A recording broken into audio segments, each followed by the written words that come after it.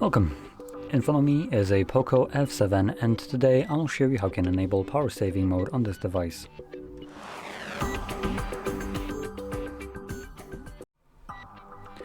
So to get started, you'll want to open or pull down your toggles by swiping down from the top right screen.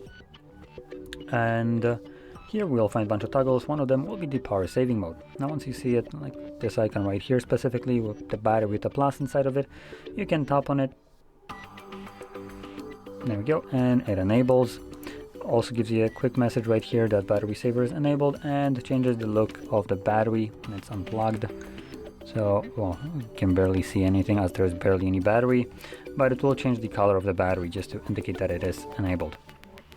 And there will be a couple things happening in the background, like the Wi-Fi and mobile data being turned off when you're not using the device, so be very mindful of that when using it, as it will kind of change just a little bit how the device works when it's in standby mode.